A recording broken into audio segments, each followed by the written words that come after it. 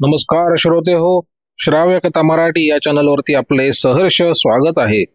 श्रोते हो, श्राव्य कथा मराठी या चॅनलवरती मी सध्या आपल्याला सुप्रसिद्ध रहस्य कथाकार श्री बाबूराव अर्नाळकर यांनी लिहिलेली एक थरारक कथा सादर करत आहे.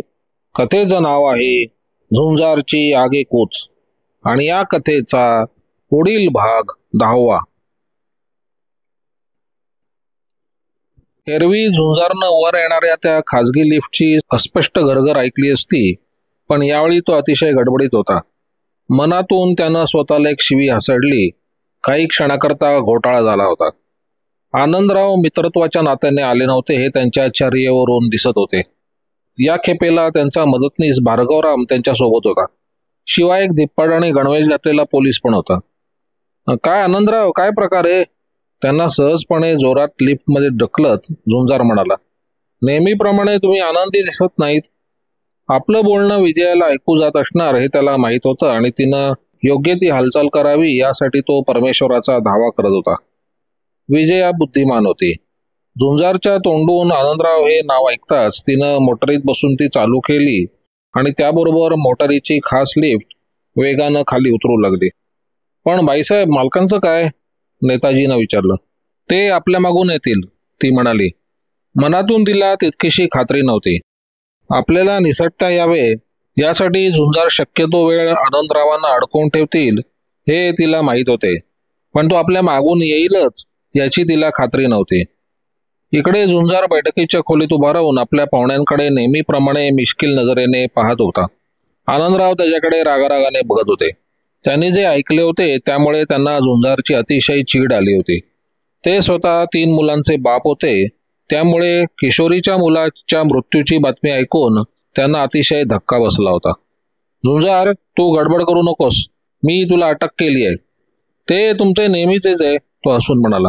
तुमच्या डोळ्यावाटे जणू काही ज्वालाच बाहेर पडत आहेत. तुम्हाला बहुतेक फ्लू झाला असावा. हरी, भार्गवराव, तुम्ही याचे हात पकडा. आनंदरावांनी हुकूम सोडला त्याप्रमाणे त्या दोघांनी केले. आनंदराव, हा काय प्रकार आहे? तुझ्यासारख्या सैतानाशी मला काहीच बोलायचं नाही, तिरस्कारानं आनंदराव म्हणाले. किशोरी पाटीलचे 5 लाख रुपये पळवण्याच्या आरोपावरून मी तुला कैद करत आहे. तू जे बोलशील ते लिहून घेण्यात येईल आणि पुराव्यात दाखल करण्यात येईल. तू आता गडबड न करता आमच्याबरोबर येणार की? किशोरीबाईंनी माझ्यावर तसा आरोप केला आहे? तिनं तसं करण्याची आवश्यकता नाही. तू बंगल्यातून बाहेर पडलास तेव्हा तुझ्याजवळ 5 लाख रुपये देण्यात आले होते असं तिनं सांगितले आणि आम्हाला त्या बंगल्यात 4 लाख रुपये मिळालेत. झुंजारनं मान डोलवली. ज्या व्यक्तीनं ती बॅग त्या खोलीत ठेवली तिनं आपल्या मदतनीसांना बक्षीस देण्यासाठी 1 लाख रुपये काढून घेतले असावेत हे त्यानं ओळखलं. आनंदराव, काही समजेल असं बोला. माझ्यावर 5 लाख रुपये चोरण्याचा आरोप आहे की 4 लाख? आणि मला आगाऊ सूचना देता तुम्ही माझ्या खाजगी लिफ्टचा उपयोग करून वर आलात. तुला पळून जाण्याची संधी मिळू नये म्हणून मी आलो. योग्य वेळी तुझ्यावर खुनाचाही आरोप दाखल करण्यात येईल आणि तसं झालं तर तुला जास्तीत जास्त शिक्षा करण्यात येईल. आनंदराव, तुम्ही नेहमीप्रमाणे गैरसमज करून घेतात. मी किशोरीबाईंचा मित्र आहे. तिच्या लहान मुलाला पळवण्यात आले होते. मी तिला मदत केली. मला आता तुझं काही ऐकायचं नाही. तू पोलीस स्टेशनवर गेल्यानंतर तुला हवं जे काय सांग. चल रे, याला लिफ्टकडे घेऊन. पैलवान पोलिसानं झुंजारला फराफरा ओढत लिफ्टकडे नेलं आणि भार्गवरामनं त्याला आत ढकललं. सर्वांमागून आनंदराव लिफ्टमध्ये गेले आणि त्यांनी दार बंद केलं. लिफ्ट लहान होती आणि त्यात आनंदराव व हरी लठ्ठ असल्यामुळे कोणालाही हलता येत नव्हते इतकी गर्दी झाली. आनंदरावांनी बटन दाबताच लिफ्ट खाली जाऊ लागली आणि झुंजार हसून म्हणाला. आनंदराव, नेहमी माझ्या हाताजवळ काही नवीन यात्रिक करामत असते हे तुम्ही विसरलात. उदाहरणार्थ, झुंजारनं भार्गवरामच्या हातातून आपला डावा हात एका झटक्यात सोडवला. उजवा हात पैलवान हरीच्या पकडीत होता तो सोडवण्या इतकी त्यावेळी सवड नव्हती. झुंजारनं आपला डावा हात वर उचलला आणि छताचा विशिष्ट भाग दाबला. चावटपणा करतोय?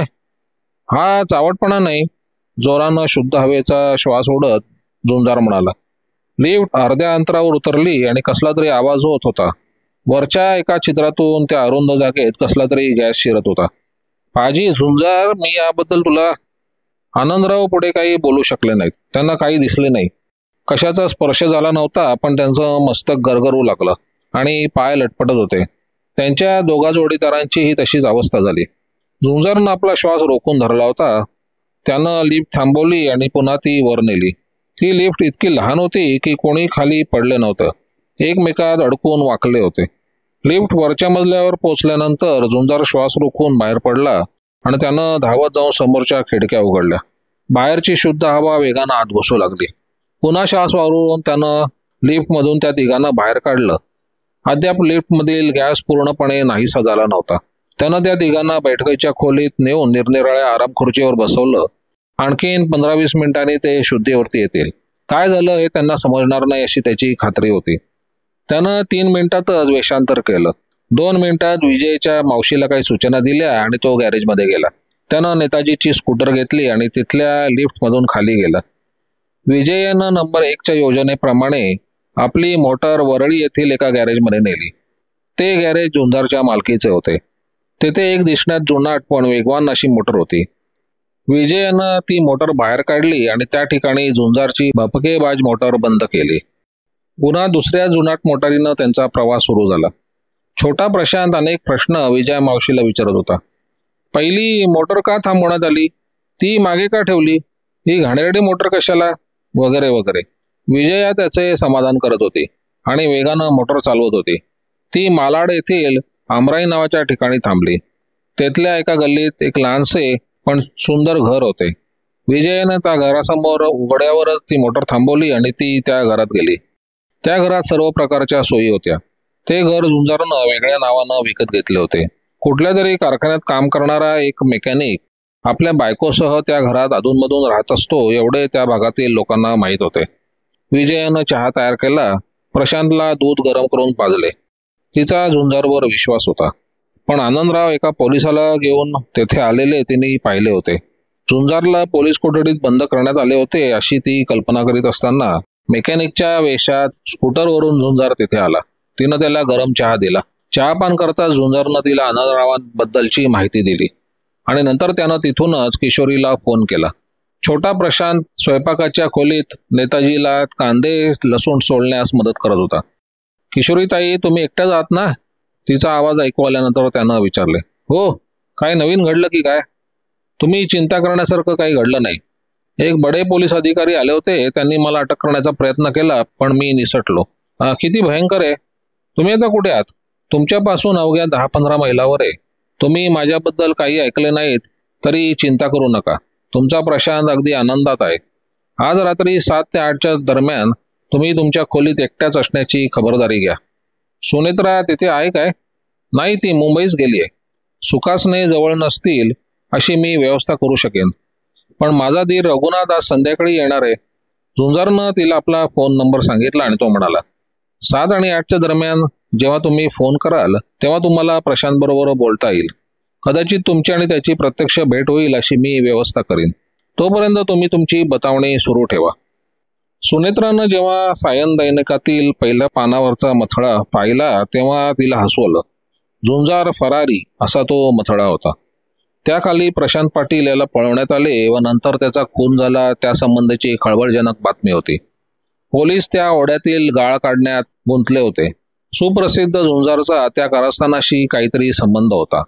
त्यानं बदमाशांना देण्यासाठी किशोरीने दिलेले 5 लाख रुपये स्वतःच गडप करण्याचा प्रयत्न केला होता आणि पैसे मिळाले नाहीत म्हणून बदमाशांनी तिच्या मुलाचा खून केला. झुंजार मारलात काय घडले त्याबद्दलची थोडी माहिती देण्यात आली होती. CID सुपरिटेंडंट आनंदराव तेथे गेले होते पण झुंजार तेथे जाण्यापूर्वीच निघून गेला होता. झुंजारनं आनंदरावांना कसं फसवलं हे अर्थातच त्या बातमीदाराला सांगण्यात आलं नव्हतं. आता सर्व राज्याचे पोलीस झुंजार, त्याची बायको आणि नोकर यांचा शोध घेत होते. शेवटी बातमीदारानं म्हटलं होतं, झुंजारची आम्हाला जी माहिती आहे त्यावरून तो साहसी तरुण पोलिसांच्या स्वाधीन होण्यापूर्वी त्यांना अनेक धक्के देईल असा तर्क कळण्यास मुळीच हरकत नाही. सुनेत्रा हसली. तिला पोलिसांच्या धावपळीचे हसू येत होते. ती स्वतःशीच पुटपुटली, मूर्ख. नेहमीच्या वेळी ती भोजनासाठी आपल्या दुकानातून बाहेर पडली आणि परत आली तेव्हा लहानसा धक्का तिला बसला. सुंदर वाट बघत तिच्या खोलीत बसला होता. सुंदर, हा तुझा मूर्खपणा आहे, ती रागाने म्हणाली. तू येता कामा नये असं मी तुला सांगितलं होतं. तुला फोन नाही करता आला काय? सुंदर घाबरलेला होता.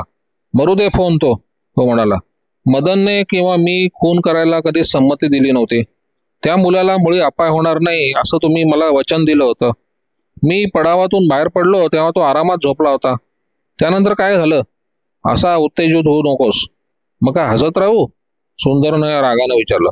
तो पडाव बुडाला आणि तुम्ही पैसे नेण्यासाठी तेथे जाणार होतात. ते तुमचेच काम असले पाहिजे. तुम्हीच त्या मुलाचा खून केलात. नाही, सुनेत्रा म्हणाली. ती मनातून घाबरली होती. मी तिथून गेल्यानंतर पडावाला छिद्र पडले असावे. तो अगदी जुनाट होता म्हणून तर झुंजार त्या मुलाला वाचवू शकला नाही. त्याने पैसे चोरले. बाईसाहेब असं म्हणून चालणार नाही. सुंदर मान हलवत म्हणाला. तुम्ही ते पैसे का काढून घेतले नाहीत?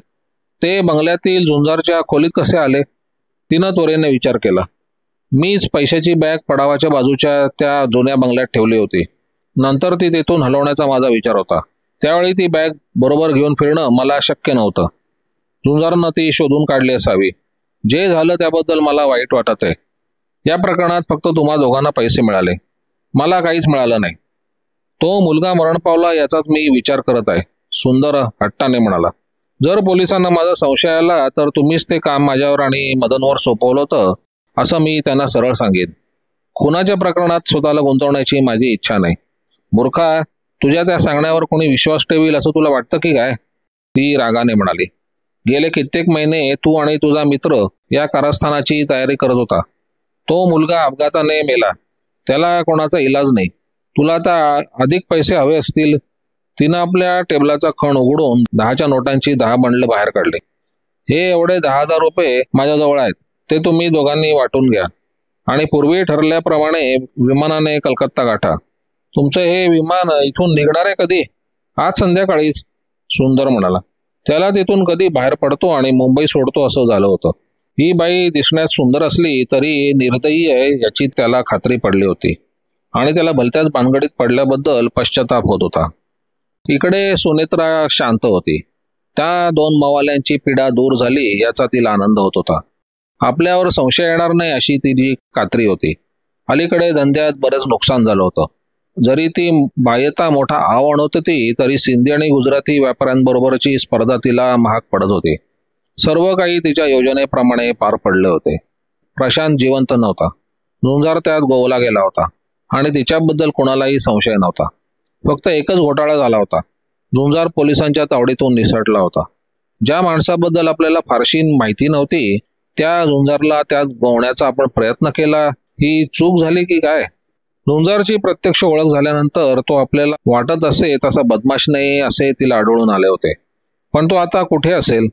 त्याला तिचा संशय येईल का? नाही, ते अशक्य आहे, ती स्वतःशीच म्हणाली. पण झुंजारला अटक झाल्याशिवाय तिला समाधान वाटणार नव्हते. तिनं ताबडतोब किशोरीकडे जाण्याचा निर्णय घेतला व दुकानाची जबाबदारी तिच्या हाताखाली काम करणाऱ्या बाईवर सोपवून ती ट्रेनने बोरिवली येथे गेली. किशोरी दिवाणखान्यात बसली होती, पण ती आपल्या मैत्रिणीबरोबर एकही शब्द बोलली नाही. सुनेत्रा अशा अवेळी का आली याचा ती मनातून विचार करत होती, पण तिनं प्रश्न विचारले नाहीत. ती झुंजारनं तिच्यावर सोपवलेल्या कामगिरी योग्य प्रकारे पार पाडत होती. नंतर सुखासने तेथे आले.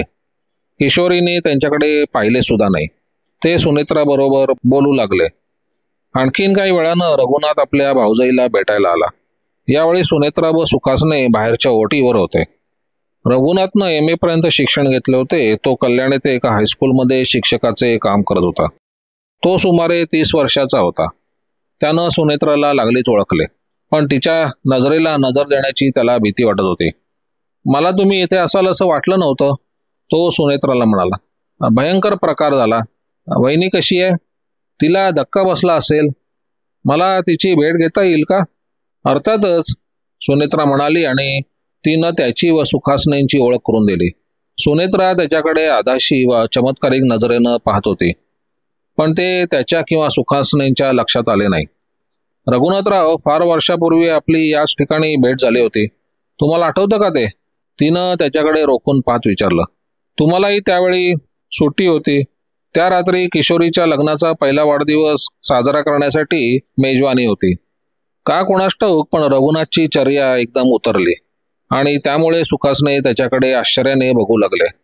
सुनेत्राबाई, मेजवानी संबंधी बोलण्याची ही वेळ नाही, तो अडखडत म्हणाला. मला वहिनींना भेटायला पाहिजे. तुम्हाला ती रात्र आठवत असली पाहिजे, सुनेत्रा म्हणाली. तुम्ही तुमच्या छोट्या गाडीने आलात तेव्हा मी बाहेरच्या बागेत एकटीच होती. तुम्हाला ते आठवत असेल. रघुनाथनं आवंडा गिळला. मला ते आठवत नाही, तो कसाबसा म्हणाला. ती फार जुनी गोष्ट झाली. तो धावतच आत निघून गेला. काही वर्षापूर्वी त्या माणसानं रात्रीच्या वेळी सुनेत्राला बागेत एकटीच गाठून काही अतिप्रसंग करण्याचा प्रयत्न केला असावा. त्यामुळे त्याला सुनेत्राची भीती वाटत असावी असा सुखासनेंनी अंदाज केला. इकडे मालाड येथील आमराईजवळच्या घरात प्रशांत अगदी आनंदात होता. एकाएकी तो म्हणाला, मी सुनेत्रा मावशीला त्या रात्री बघितली होती. हा, काय म्हणतो? झुंजार आश्चर्याने म्हणाला. तुझी सुनेत्रा मावशी तिथे काय करत होती? त्या रात्री मी झोपेतून जागा झालो. सुनेत्रा मावशी तिथल्या जमिनीवर लोखंडाच्या पहारीने फटके मारत होती आणि तिच्या एका हातात टॉर्च होता. त्या आवाजाने मी जागा झालो. असं? नंतर काय झालं? तू जागा आहेस पाहून सुनेत्रा मावशीला आश्चर्य वाटलं असेल, झुंजारनं विचारलं. हो, ती इतकी दचकली की तिच्या हातातील टॉर्च खाली पडला, प्रशांत हसून म्हणाला. ती नंतर रागवली आणि तिनं मला पुन्हा झोपायला सांगितलं. तिने मला बाटलीतील दूध पाजलं आणि मला झोप लागली. प्रशांतला नेताजीजवळ स्वयंपाकघरात सोडून झुंजार आणि विजया बाहेर आली. विजया उत्तेजित झाली होती आणि झुंजारच्या नेत्रातून ठिणग्या बाहेर पडत होता. विजू, माझा तर्क 100% खरा ठरला, तो म्हणाला. तो मदन पैलवान एकतर प्रशांतला दूध पाजण्यास विसरला असावा किंवा त्यानं दुधात गुंगीचं औषध मिसळलं नसावं, त्यामुळे प्रशांत जागा झाला. नंतर सुनेत्रानं गुंगीचं औषध दिलं असावं. आता प्रशांत तिच्या विरुद्ध साक्ष देऊ शकतो. झुंजारनं काही वेळ विचार केला. नंतर किशोरीला फोन केला. ती आपल्या खोलीत एकटीच होती. खोलीचं दार बंद करून तिनं टेलिफोनवरून प्रशांतशी गप्पा गोष्टी केल्या. नंतर तिनं झुंजारला सुनेत्रा व रघुनाथ तेथे आलेत असं कळवलं. किशोरीताई, मी माझ्या बेतात बदल केलाय, तो म्हणाला. तुम्ही सुनेत्राला आज रात्री बंगल्यातच राहण्याचा आग्रह करा. मी आज रात्री तिथे येतोय. पण तसं करण्यात धोका नाही का? ती सर्व जबाबदारी माझ्यावर राहील. शिवाय मी एकटा येणार नाही. माझ्याबरोबर विजू आणि प्रशांतही असतील. प्रशांत? ती आनंदाने म्हणाली.